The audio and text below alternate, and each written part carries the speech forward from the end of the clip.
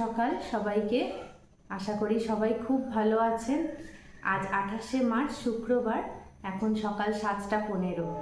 আমি এই যে সকালের প্রথম চাটা নিয়ে বসে গেছি, আর ভাবলাম চা খেতে খেতেই আপনাদের সঙ্গে আগে দেখাটা করে নিই। তো যাই হোক, আশা করি সবাই ভালো আছেন।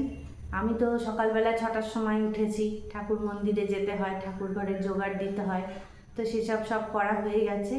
সেই সব করার পর গাছে জল দেওয়া হয়ে গেছে, যেটা আমার প্রতিদিনের কাজ থাকে সকালবেলা। তো এবার চাটা নিয়ে বসে গেছি। তো চা খেতে খেতেই আর কি ভাবি যে সকাল থেকে কি কি কাজ বাকি আছে, কি কি কাজ করব আজকে। তো আপনারাও জানাবেন যে আজকে সকাল থেকে সারাদিনে আপনাদের কি কি কাজের প্ল্যান। এরপর আবার টিফিন করতে হবে, আরও সব নানা কাজ থাকে। তো ঠিক আছে, পরবর্তী কাজের ফাঁকে আবার আপনাদের সঙ্গে দেখা হবে। এখন সকাল 8টা, সকালবেলা চায়ের পর্ব সেরে এখন ওপরে উঠেছি। ঘরদোর পরিষ্কার করব, জানলা দরজা খুলবো, ছাদে জামা কাপড় মেলবো, এসব করে গিয়ে আবার নিচে গিয়ে টিফিন করব। যে দেখুন, বিছানাটা পরিষ্কার করা হয়ে গেছে। বিছানাটা পরিষ্কার করা মানে এই ঘরের অর্ধেক পরিষ্কার হয়ে যায়। এটা আপনাদের দেখাই, কি সুন্দর মিষ্টি রোদ উঠেছে দেখুন। সকালের রোদটা বেশ ভালো লাগে, যদিও গরম পড়ে গেছে অনেকটাই, তাহলেও সকালের মিষ্টি রোদটায় বেশ ভালো লাগছে। তো চলুন এবার যাই, টিফিনটা সেরে ফেলি। আজকে পাউরুটি ডিম দিয়েই টিফিনটা সারবো, কিন্তু একটু অন্যরকম করে বানাবো পাউরুটিটা। তো চলুন দেখাই কি করি টিফিনে। নিচে চলে এসেছি টিফিন বানাবো বলে। তো চলুন দেখাই কি টিফিন বানাচ্ছি। এই যে ডিমটাকে সেদ্ধ বসিয়েছি, এই যে দুটো আলু আর শশা রেখেছি। আলুটাকে কেটে স্লাইস করে সেদ্ধ করব, আর শশাটাকে কেটে নেব। তারপর টিফিনটা তৈরি হলে আবার আপনাদের দেখাবো।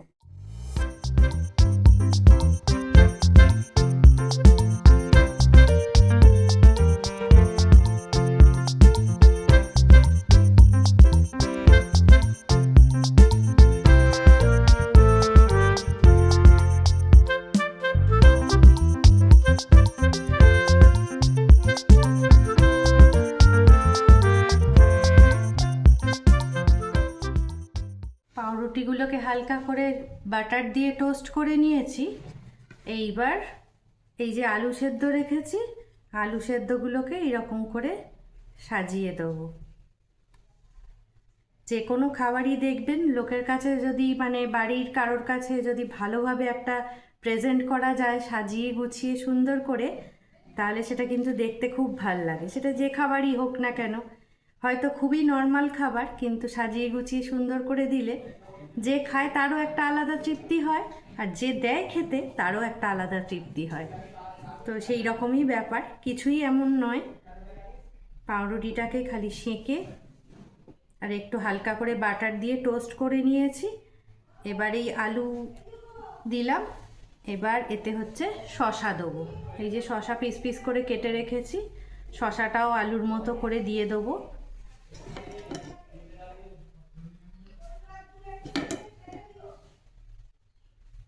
রোজকারের টিফিনে ঘুরিয়ে ফিরিয়ে নানা রকম ভাবেই আর কি দেওয়া হয়। সকাল থেকে কি টিফিন হবে সেটাও একটা সমস্যা বিরাট, যে কীভাবে কি টিফিন দেওয়া হবে, প্রত্যেক দিন কি টিফিন খাওয়া হবে, এটা কিন্তু একটা বিরাট বড় সমস্যা, তাই না বলুন বন্ধুরা? আচ্ছা, এবার তো শশাটা দিয়ে দিয়েছি, এইবার হচ্ছে ডিম সেদ্ধ করা আছে, ডিমটাকে এরকম করে কেটে কেটে দেব পাউরুটির ওপর।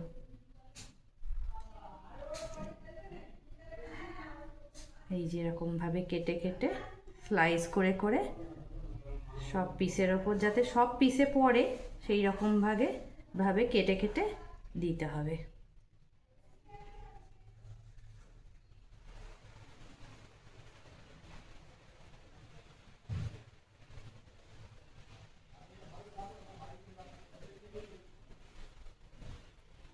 একটা ডিমে হচ্ছে না, আর একটু ডিম দিতে হবে, তার জন্য আরেকটা ডিমও নিলাম।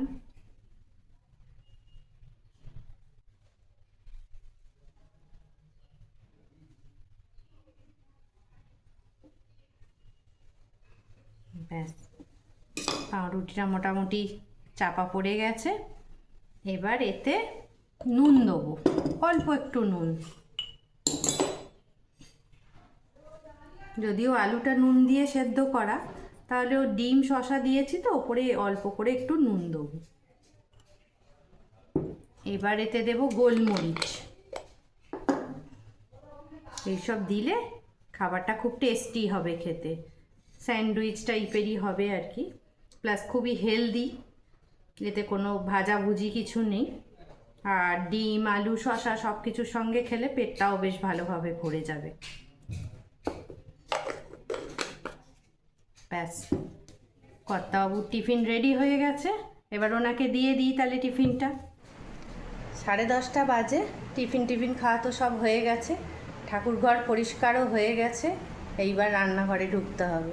এই যে ঠাকুরের বাসন মেজে রেখেছি, যে ঝোল ভাত করব বলে এই যে ঝোলের আনাজ কাটা হয়ে গেছে, আলু পেঁপে লাউ গাজর সব কেটে ফেলেছি। তাহলে তো এই নয় যে শুধু রান্না আর খাওয়া, এই যে দেখুন সবজি বাজার সব এসেছে, এগুলোকে আবার ফ্রিজের বাস্কেটে ঠিকমতো তুলতে হবে। কিছু মুদিখানাও এসেছে, এগুলোকেও যথাস্থানে তুলবো। রান্না করতে করতে সব এইগুলো সেরে ফেলবো। রান্নাঘরের কাজ যেন শেষ হতেই চায় না। ভাবলাম ঝোল ভাত করব, তাড়াতাড়ি হবে, তো এতক্ষণ লাগলো তার ব্যবস্থা করতে। চলুন দেখাই কি কি ব্যবস্থা হলো। আজকে বাজার থেকে আবার কই মাছ নিয়ে এসছেন, বললেন কই মাছের ঝোল খাবো, তো কেটেই আনা হয়েছিল, কিন্তু তাকে পরিষ্কার করে আঁশ ছাড়াতে ধুতে ভালো করে অনেকটা সময় লেগে গেল। আর এই যে এবার এখানে বেটেছি হচ্ছে জিরে ধনে আর একটুখানি আদা দিয়ে বেটেছি, বাটা মশলা দিয়ে ঝোল খেতে কিন্তু খুব ভালো লাগে। তো এইসব বাটাবাটি করতে মাছ ছাড়াতে অনেকটা সময় লেগে গেল। কতগুলো মাছ, আর কই মাছ হাত থেকে পিছলে চলে যাচ্ছে, সেই জন্য খুব সাবধানে আস্তে আস্তে করে পরিষ্কার করতে হচ্ছে। আর মাছ ভালো করে পরিষ্কার না করলে তো আর খাওয়া যায় না, না? তার জন্য এতক্ষণ ধরে সব জোগাড় হলো, ব্যবস্থা হলো। এবার চটপট রান্নাটা করব। প্রচণ্ড গরম হচ্ছে, এবার স্নানও করতে হবে তাড়াতাড়ি, তাই জন্য রান্নাটা চটপট সেরে ফেলি। ঝোল ভাত রান্নাটা তো হয়েই গেল। গরমে যে রান্নাটা বেশ অনেকটা ভাত তুলে দেয় সেটা হচ্ছে এই যে আলু ভাতে আর নিম পাতা ভাজা। এইটাকে মাখবো এবার। প্রথম পাতে নিম পাতা আলু ভাতে খেতে খুব ভালো লাগবে।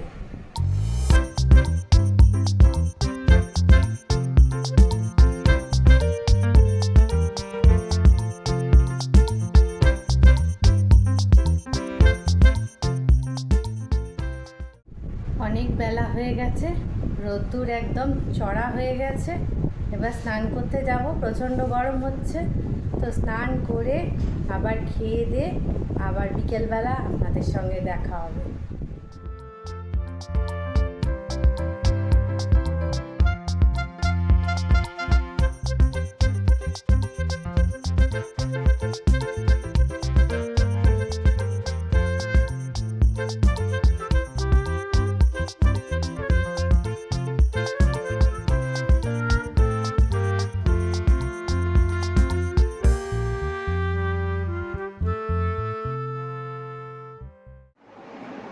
এখন বাজে 4:10, দেখতেই পাচ্ছেন একটু সেজে খুঁজে রেডি হয়েছি। আসলে আজকে শুক্রবার, আজকে পড়ানো থাকে না আমার, তো পড়ানোর ছুটি বলে আমি আজকের দিনেই কোথাও যাই বাইরে কোনো কাজে বা ভিডিও শ্যুট করার জন্য। তো সেরকমই একটা কাজে আজকে এখন বেরোচ্ছি। তো কোথায় যাচ্ছি, কে কে যাচ্ছে, কিসে করে যাব, সবই তো আপনারা জানতে পারবেন। তো একেবারেই রেডি হয়ে গেছি, এইবার বেরোবো ট্রেন ধরবার জন্য।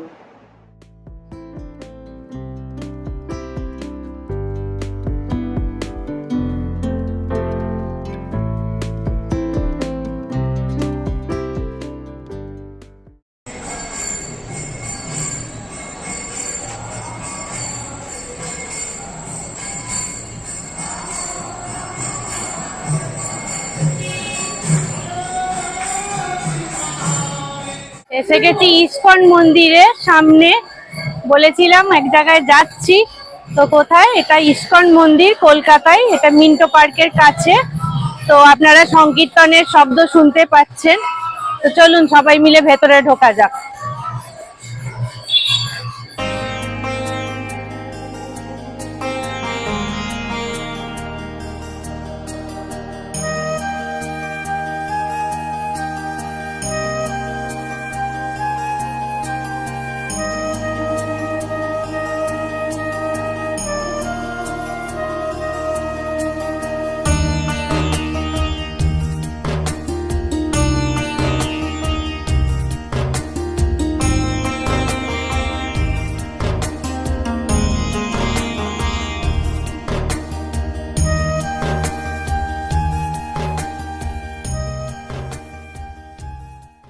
ইস্কন মন্দিরের গেটের ভেতরে তো ঢুকে পড়েছি। গেটের বাইরের দিকে আগে জুতোর রাখার স্টল আছে, মানে জুতো ছেড়ে তো মন্দিরে ঢুকতে হয়, সেই হিসাবে আমরা ওখানে জুতো ছেড়ে মন্দিরের গেটের ভেতরে ঢুকেছি। আরতির শব্দ তো শুনতে পাচ্ছেন, সংকীর্তন হচ্ছে। তো চলুন আমরা আপনাদের সাথে করে নিয়ে মন্দিরের ভেতরে যাই এবার।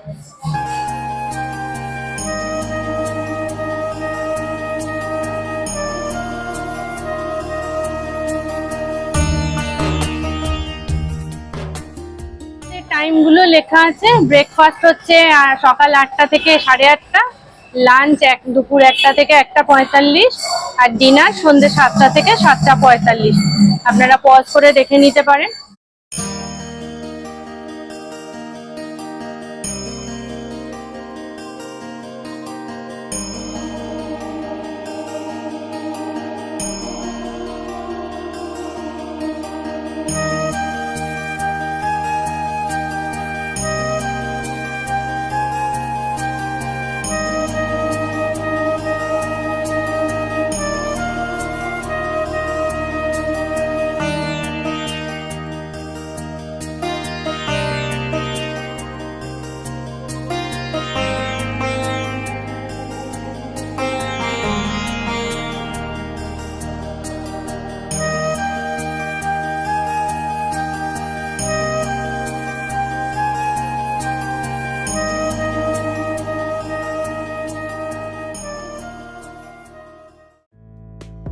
এখানে দেখুন মন্দিরের ভেতরে সেবিকারা সব মালা গাচ্ছে, প্রভুর গলায় দেবে বলে, ঠাকুরের পুজোর জন্য লাগবে বলে এই যে সব সেবিকারা মালা গাচ্ছে। এখানে শিল প্রভুপাদের ছবি একটা মূর্তি রয়েছে।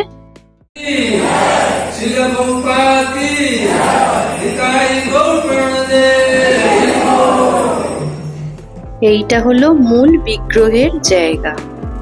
মন্দিরের ভেতরটা দেখুন, বিশাল বড় জায়গা। এখানে ছেলে মেয়েদের বসার আলাদা ব্যবস্থা করা আছে।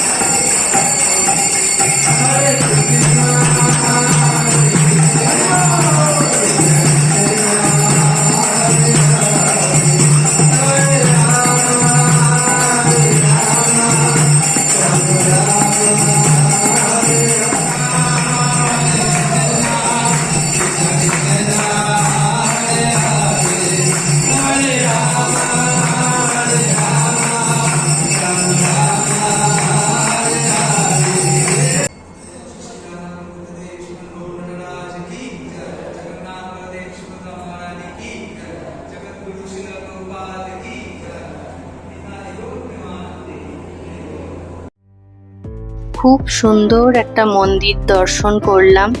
ভেতরে ঢুকে একদম মন শান্ত হয়ে গেল।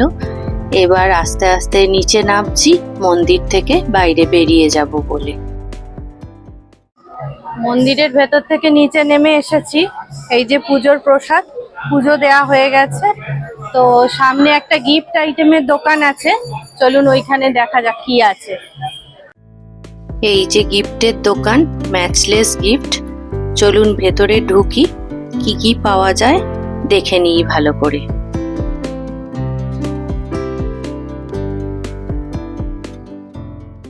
এখানে সব গোপালের মানে এগুলো ড্রেস আর কি, কি সুন্দর সব ঝলমলে ঘাগরা,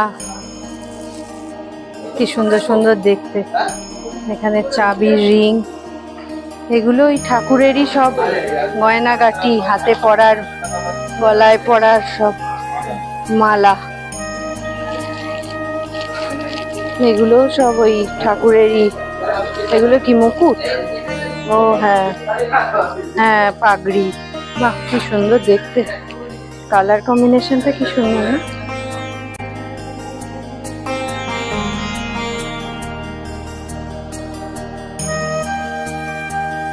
এখানে সব শো পিস, সুন্দর সুন্দর শো পিস, এখানে নানা রকম সব ঠাকুর দেবতার সব শো পিস, কাউকে গিফট করতে হলে এখান থেকে নেওয়া যেতে পারে। খুব সুন্দর।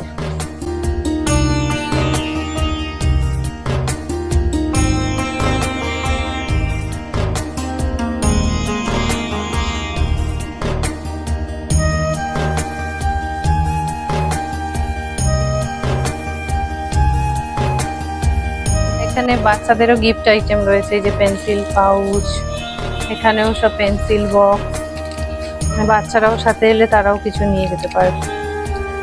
বাহ, খুব সুন্দর সুন্দর দেখতে তো।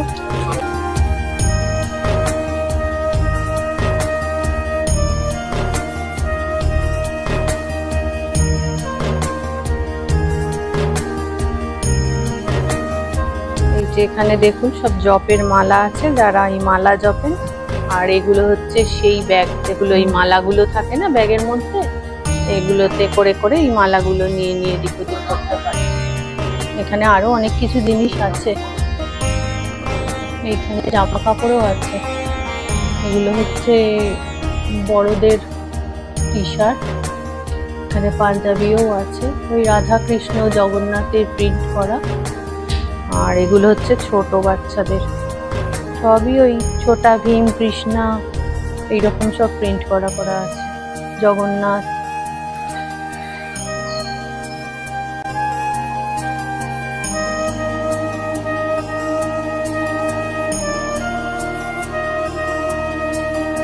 সব ঠাকুরের জিনিসপত্র, কি সুন্দর সুন্দর ছোট ছোট প্রদীপ। এখানে একটা বড় প্রদীপ আছে, আর এইগুলো হচ্ছে পঞ্চপ্রদীপ, সব ঠাকুর পুজোর জিনিস এগুলো। এগুলো ওই ধূপ রাখার সম্ভবত, এটা তো ঘন্টা।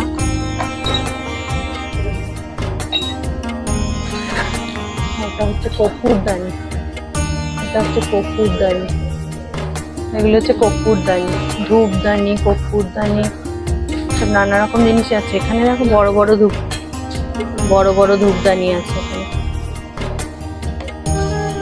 এইগুলো কি সুন্দর না, ছোট্টর ওপর, বাহ কি সুন্দর দেখতে। এটা ঠাকুরের থালাও আছে এখানে, ছোট ছোট ঠাকুরের থালা।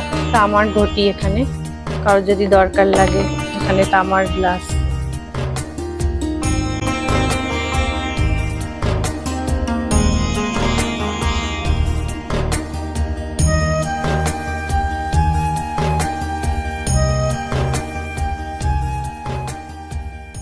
এখানে এই যে সব, এগুলো হচ্ছে সব কসমেটিক্স আইটেম, সাবান এইসব। আর এদিকে আছে পিকলস, এইগুলো সব পিকলস আছে।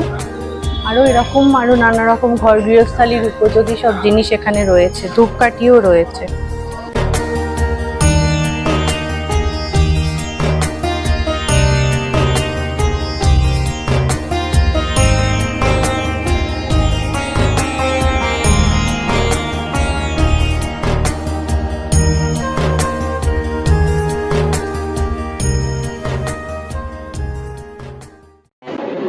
ইস্কনের মন্দির ঘুরে, সব গিফট আইটেমের দোকান ঘুরে ঘুরে আমরা এখন খিদে পেয়ে গেছে, সেই জন্য আমরা এখন সামনেই একটা হলদিরাম আছে, এখানে এসেছি একটু কিছু খাওয়ার জন্য। ওখানেও যদিও একটা রেস্টুরেন্ট ছিল, কিন্তু আমরা ওখানে আর ঢুকিনি। সামনেই হলদিরামসটা বলে আমরা এখানে এসেছি, এসে কিছু খেয়ে দিয়ে তারপর আমরা বাড়ি যাব। এই যে আমাদের অর্ডারটা এসে গেছে, মেয়ের আর আমার ইলাইচি চা, জামায় রাইস টি, আর আমাদের তিনজনের গরম গরম সিঙ্গারা। তাহলে খেয়ে ফেলা যাক। 2 hours later. চলে এসেছি ইস্কনের মন্দির ঘুরে, এখন 10টা বেজে গেছে, প্রায় 10:30। তো আসলে মিন্টো পার্ক থেকে আমার বাড়িটা তো অনেকটাই দূর, ট্রেন পথে আসতে হয়, তো ট্রেনের টাইম ধরে আসতে হবে। আর মন্দিরে সব কিছু দেখে টেকে আরতি টারতি সব দেখে বেশ কিছুক্ষণ বসেও ছিলাম। পরিবেশটা এত সুন্দর লাগছিল না, খুব ভালো লাগছিল। আপনাদের কারো যদি মন অশান্ত থাকে, ওই মন্দিরটায় গিয়ে একটুখানি আধ ঘন্টা একদিন বসে দেখবেন, খুব ভালো লাগবে, মন শান্ত হয়ে যাবে। মানে রাধা কৃষ্ণের মূর্তি, জগন্নাথ বলরাম সুভদ্রার মূর্তি এত সুন্দর, আর ঠাকুরমশাই এত ভক্তিভরে পুজো করছে, মানে খুব কম মন্দিরেই এটা দেখা যায়। আর যত ভক্তরা ওখানে রয়েছে সব একদম মানে তাদের মধ্যে কোনো মেকি ভাব আছে বলে মনে হচ্ছে না। তো যাই হোক, জল তেষ্টাও পেয়ে গেছে এসে, আর অনেকটা রাতও হয়ে গেছে, আবার রাত্রিরের খাবারের ব্যবস্থা করতে হবে এবার। তো যাই হোক, আজকের ভিডিওটা তাহলে এখানেই শেষ করছি। ভিডিওটা যদি ভালো লাগে তাহলে অবশ্যই লাইক, কমেন্ট আর শেয়ার করতে ভুলবেন না। আর আমার নতুন বন্ধুরা সাবস্ক্রাইব করে আর বেল বাটনটা প্রেস করে আমাদের পাশে থাকবেন। আর নতুন ভিডিওয়ে আবার দেখা হয়ে যাবে। ততক্ষণের জন্য বন্ধুত্বের দাবি নিয়ে আপনারা সবাই খুব ভালো থাকুন, সুস্থ থাকুন আর আনন্দে থাকুন। শুভরাত্রি।